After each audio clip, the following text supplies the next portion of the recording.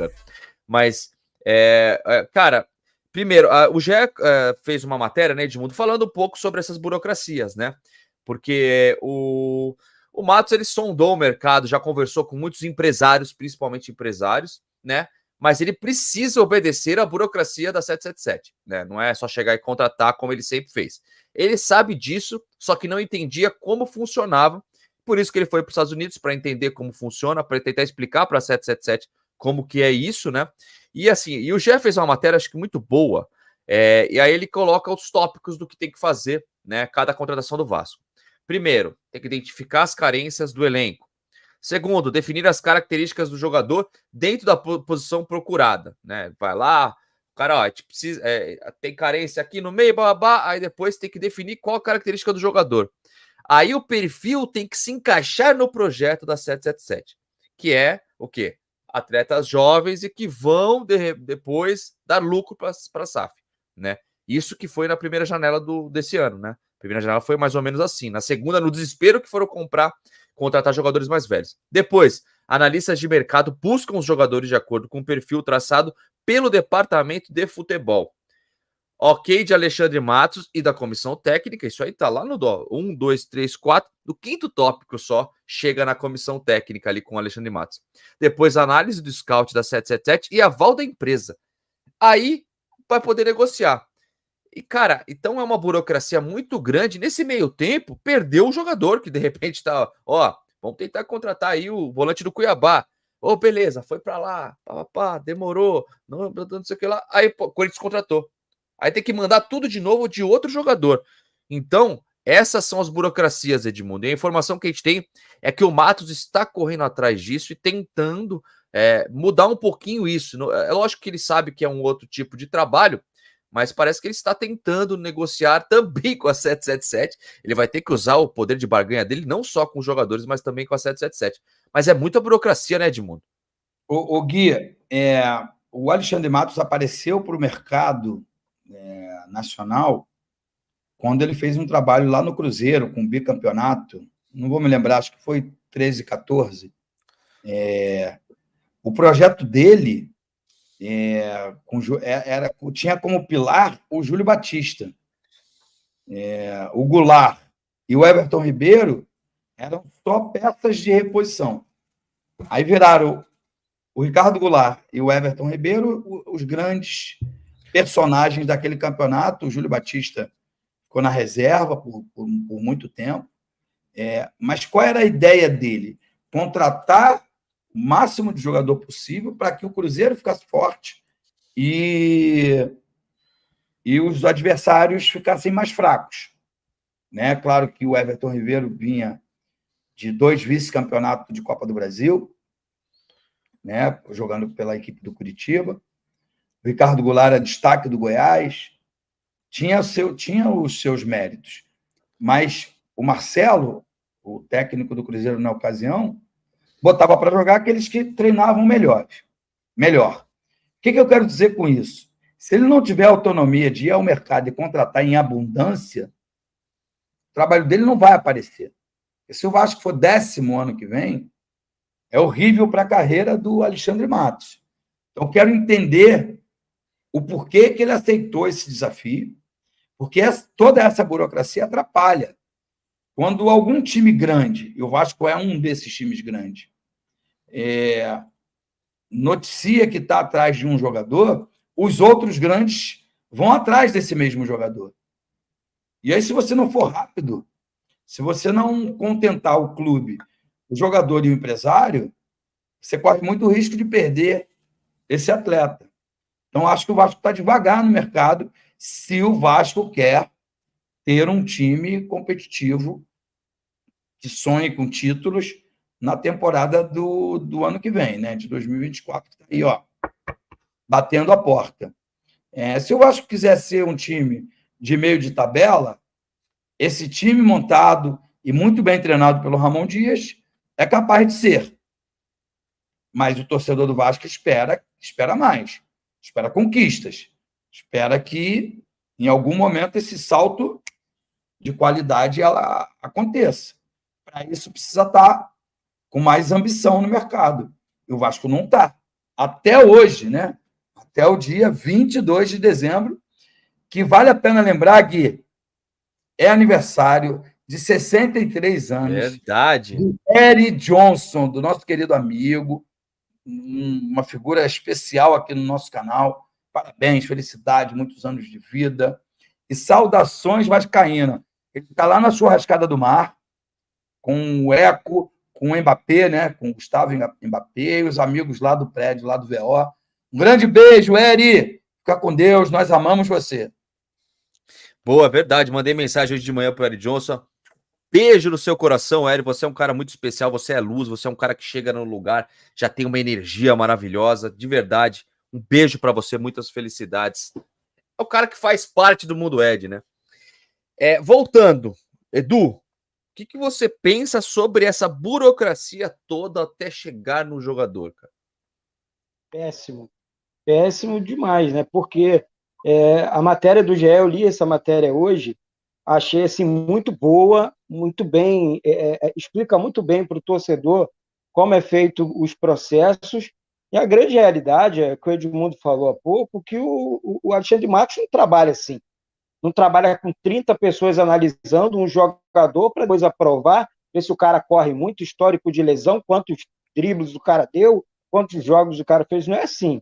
Né? Você viu no Alexandre Matos, é um cara que domina a bola no peito, e ó, eu quero esse jogador, esse aqui faz parte do projeto. Então, eu acho que a saída dele aos Estados Unidos para conversar com o departamento de futebol, com os diretores da 777, foi para passar esse campo de visão. Se eles entenderem, beleza. Se não entenderem, realmente vai ficar complicada a situação. Não pode demorar tanto para ir ao mercado buscar jogadores. Né? Nós temos uma excelente comissão técnica, comandada pelo Ramon Dias, temos um departamento de futebol comandado por ele, muito forte, nós temos representatividade hoje na presidência, que é o caso do Pedrinho. Então, eu acho que isso é um prato cheio assim, para a 77 enxergar que o Vasco, diferente dos outros clubes que ela comanda, que ela é dona e tudo mais, é o grande clube dela, né? Já que ela quer uma empresa e quer o lucro. Né? O torcedor do Vascaíno ele quer o título. Então, se ela entregar título, ela vai obter lucro. É um raciocínio, acho que lógico e simples, cara. E uma outra coisa, né? Isso aí tudo depende também de valores, tá, gente? Se você chegar para 777 e mandar, de repente, que o próprio Ramon Dias quer um jogador que tem 29 anos, é muito difícil, o Vasco vai ser muito difícil o Vasco contratar um jogador tipo Scarpa, 30 anos de idade por 26 milhões, porque aí tem que passar por toda essa burocracia e já vai travar na idade dele, que não vai ter revenda, etc. Mas se for um jogador tipo Scarpa, ou 32, o Alan, sei lá, que vem de graça ou de repente só pelo salário, aí a burocracia fica um pouco menor. Né? Ô Edmundo, uma outra coisa, né, que a 777 entende é que o time que o Vasco tem hoje não é ruim, pensando no segundo turno ali do Campeonato Brasileiro, etc., Ramon Dias. Então, eles acham que, de repente, não precisa de tantas contratações, tanta pressa como, né, tinha que ter no ano passado, que saiu da Série B, né, etc., dispensou vários jogadores, teve que contratar no atacado praticamente alguns jogadores. Mas, cara, assim, na boa, se for para não passar aperto, eu acho que o Vasco realmente tem um time razoável para não sofrer. Só que a gente pensava isso também no começo. Eu pensava isso no começo do ano. Então, para não passar aperto, acho que tem que trazer pelo menos 4 titulares, né, Edmundo? Então, e não é fácil você achar 4 titulares no mercado hoje. Você concorda com essa visão da 777? O time não é tão ruim. Hoje tem o Ramon Dias, né? Aliás, como o mundo dá voltas, hein? Barbieri vai treinar o Goiás na Série B, hein? Barbieri na Série B, enfim, deixa pra lá. Mas você concorda com essa posição da 777, Edmundo, de ser um pouco mais lenta e não ter tanta pressa? Não, não concordo, sou contra. Sou contra pela grandeza do Vasco, né? Pelo que eu ouço, né, nas conversas preliminares que tenho com o Pedrinho, quem é o Josh Wander é o presidente, ele é americano, e tem lá um colombiano, tem um alemão, e que fazem parte aí desse grupo econômico que gere esses times todos mundo afora. Eu joguei em 2 continentes, né? No europeu e no asiático, né? E na América do Sul, né? Em 3, claro, né? Então, assim, cada continente, para não ficar preso só ao país, tem a sua mentalidade, né? Por exemplo, a Europa é de acordo com o orçamento. Se eu tenho um maior orçamento entre os 20 clubes que disputam o campeonato, eu tenho obrigação de ganhar o campeonato ou chegar em segundo. Enfim, a cobrança é em cima disso. Hoje, o orçamento do Vasco é de 10º para baixo. Mas eles entraram com a prerrogativa, né? A história de que iam investir, que tinha 700 milhões de investimento, que pagariam 1,4 bi por 70% do Vasco, pagariam a dívida e investiriam 700 milhões no futebol. Se isso não for feito de verdade, o Vasco vai ficar ali, 10º, 11º, 12º. E isso não conforta o torcedor do Vasco, que está tão sofrido. Então, precisa ter uma mudança radical. Quando você anuncia o Alexandre Matos, você cria no torcedor vascaíno uma expectativa ainda maior. Se você não der liberdade para ele, eu já falei isso aqui, acho que é a 10ª vez que eu falo, se você não der autonomia para ele contratar, ele vai ser só um diretor de futebol ganhando um bom salário. Eu faço, o Edu faz, o Gui faz, e nós temos aqui 2.353 pessoas simultâneas.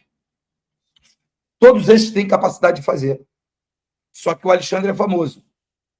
E acho que ele não vai querer para a carreira dele passar por um clube gigante como o Vasco sem ter conquistas. Então, a minha cabeça me faz entender de que o Alexandre é que vai brigar por nós. Entendeu? Vai pôr o pau na mesa, como a gente fala na gíria popular.